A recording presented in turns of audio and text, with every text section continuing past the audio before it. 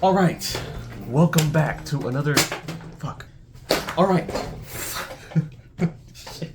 Welcome back to another day of Unreal Engine 5, or me learning Unreal Engine 5, or me building a game, whichever is more interesting sounding to you. Last episode, I built a camera system. I like this speed. Sprite, check this out. This episode, I wanted it to be a little bit more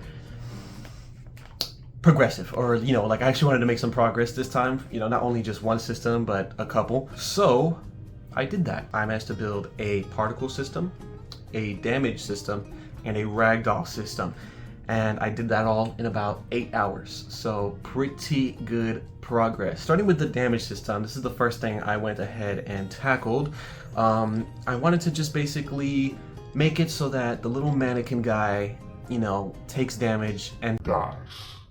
So you do damage to him and he goes poof. That was step number 1. And then step number 0.5 was making a line tracing system to do that. I had to basically create a system where it's almost like Call of Duty hit scan, where you just kind of click, and wherever you click, it spawns a line in the world, and if anything intersects that line, it gets blocked. So I built this line tracing system, honestly pretty fast. It was actually not too hard to build, and then I had to go ahead and make it so that the mannequin took damage, and so I gave it a little health pool.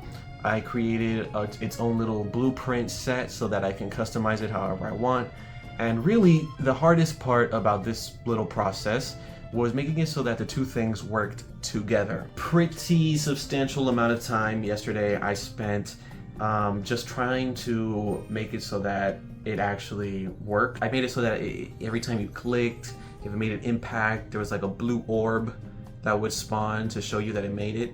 And this was really frustrating because even though my code was 100% correct for the most part, I would just not see the impact sphere. Object type on pawn, collision enabled, query, and physics. That is all fine and dandy. If I hop in and I start walking, number 1, the red line that appears every time I click is appearing exactly 20 units in front of me like it's supposed to.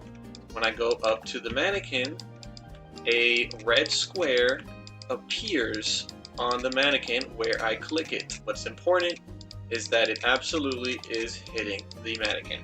And so this was honestly super maddening because once again, I knew that it had to be something super simple like last time. If you remember on last episode, I spent a really long time trying to get the camera to actually do what I wanted it to do. And the only reason that it didn't work was because I forgot to multiply the end product by 20 or something like that. This time, it was because I forgot to make one small connection. And so if we just trace that backwards a little bit, oh my god, wait. Hold on. Oh my god, chat. I fucking did it. Okay, I did it. It was literally one executive pin to another one. That was all I was missing. And so a good hour or so of time basically wasted me trying to figure that out. But hey, you know, every time I go on this little program, I learn something. And this time it was that. So we got that functioning, and I honestly made it happen even faster than I thought.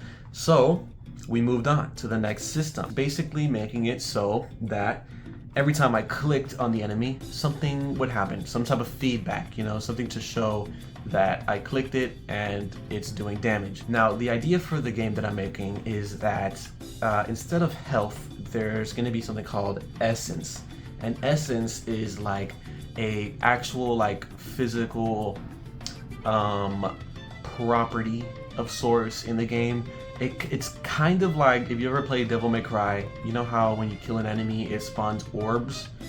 Well, it's kind of the same idea, except instead of orbs, it's essence. And essence, in essence, looks like sand. So I had to basically make a sand particle system. The way to do that in Unreal 5 is to use their Niagara system, which I've never seen before. Niagara emitter.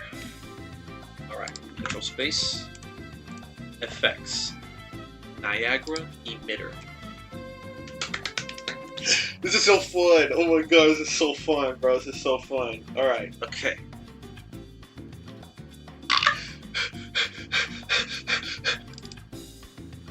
Yeah. Oh my god. Okay. Hold up. This is a lot. This is a lot. Wait, please. Wait. Oh my god, this is so much. Let's name it. Essence. Fuck. And after opening it for the first time, I was a little shocked. Add a sprite emitter.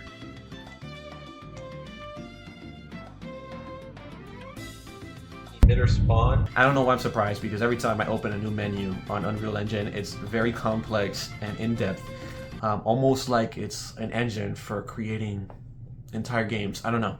Point is, I opened it, I started learning a little bit about where everything goes. It was a little confusing because, you know, it's not just like one menu or one blueprint. It's like, honestly, it's like a combination of multiple. So you have the emitter system, and then you also have the Niagara emitter itself. You put the particle, you basically make the particle, and then you put it into a system so that it functions. I think, honestly, that's just based off of my memory. So in order to make my idea come to life, I actually had to make my own 256 by 256 sand particle, which I've never done before. I literally just opened MS Paint. I got the circle tool, drew a circle, filled it with a sand color, and exported it. And I thought that would work, but it didn't. It didn't work. Shape location. Oh wow. Okay. Well, technically it did work. You could probably see that it was just a bunch of black squares, and honestly I found it really funny because, like, I don't know how I managed to make a particle system look like that, but I did. After noticing that, you know, it wasn't exactly a particle, it was more like squares, I wanted to just go ahead and fix that. And to do that, I had to give it an alpha layer, which apparently you can't do on MS Paint. Who knew? So I had to download a whole separate program, go in there, put an alpha texture under my texture, and then send that over to Unreal Engine 5. And then it allowed me to basically cut out the background and leave just the sand particle. I got that to work, and it looked kind of like a cloud. Hey, look! There's a fucking. It looks like fucking shit. It looks like actual dog water. It didn't look great, so I had to spend some time trying to fine tune it. I added some aerodynamics, some wind, some gravity. Basically made it look more like sand, and it looked pretty goddamn decent. Now the only thing left was to apply it to whenever I hit the enemy. I got it to work, and it worked pretty flawlessly, except that when I was building this system, or like connecting the two systems together, I somehow like fucked something up, and it ended up just kind of looking like that. Which is not what I was hoping for. I wanted to look more like a stream of sand instead of just like a explosion. But I didn't feel like fixing that right now, or right then and there. I wanted to just kind of move on, since I managed to get it working for the most part. All it takes is some fine tuning to get it exactly how I want it. And I'm not trying to chase perfection at this stage. I'm honestly just trying to chase progress, learning. So that's what I did. I felt like in order to kind of close out the systems and close out this, the idea of today, which is basically making it so I could kill an enemy, I had to make it so that it didn't just disappear, but instead he would ragdoll on the ground after dying. I even added a, like, I think it's called like an impulse something, so that essentially whenever you click, it pushes the enemy. As you can see. And unfortunately, one of my impulse things is just not working. I have this like I have a node to make it so that they kind of react more. But now that I'm looking at it, they actually are reacting. So I think it's working. I didn't get this to work as well as I wanted it to, unfortunately. But it did work, and you can tell because I'm like kicking these mannequins while they're down. Besides that, I got it basically working. You know, the ragdolls started working and stuff like that, except that I wasn't exactly satisfied with just the base Unreal Engine ragdolls. I feel like they're very floaty, they're very cartoony, very they just look like dolls. You know, they look like rag dolls. It didn't look great, essentially. And so I wanted to make it look more like how I envisioned it looking, just to give the ragdolls some more weight behind them. I didn't want them to just kind of flop everywhere. I wanted them to look like real weight was inside of them. So I went in and I customized each and every part of the body so that they have different masses. So like the head, I made it extra weighty, and then I gave the, you know, the chest, the body, some actual mass behind them, made the arms more weighty, the hands more weighty, gave the thighs some real meat to them. And after I did that, I also changed the constraints on each of their limbs so they don't twist and turn as much. So, you know, all in all, it was a really successful day. I managed to build those 3 systems instead of just the one that I built last time. And it's all because I think at this point, I'm starting to really kind of get a grasp on the program itself. I think I'm starting to learn where things are. I'm starting to learn how the blueprints really like function. At first I was really confused on exactly like, you know, just like the whole input output kind of system behind the blueprints. But now I'm starting to understand, like you basically...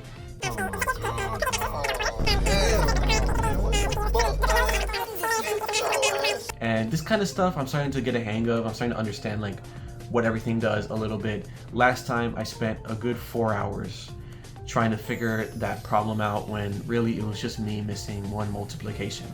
That kind of mistake I'm trying not to make again. I'm also organizing a lot better, so this time there isn't like 50 fucking nodes and like 60 strings going across the entire blueprint map or whatever. Now things are a little bit more streamlined and stuff, which is definitely a big help. And so yeah, day 7, I think this is 6, 7. God, bro. Oh, hell no. Next episode, next day, I will be working on making a start screen and an end screen so that you basically have a start to the game and an end to the game. I'm gonna make it super simple. Like literally you press start, you spawn in, and when you spawn in you kill 3 enemies. Those 3 enemies die and it comes up with a big old you win screen. After I get that done, we're set. Honestly, I could probably upload it at that point onto Steam Early Access and be better than like maybe 60% of the games on there, which, hey, you know, no shade. I'm just saying that honestly, like at that point, it's kind of a game, isn't it? You walk around, you kill some enemies, you win. So that's the goal for next time. Create that system. And I hope you're there for it. Hope you tune in for that episode as well. And I hope you enjoyed this one almost as much as I enjoyed making it, because I'm having a blast, let me tell y'all. But on that note, I guess I'll end it here, and I hope you guys enjoyed. I'll see you guys in the next one. Peace.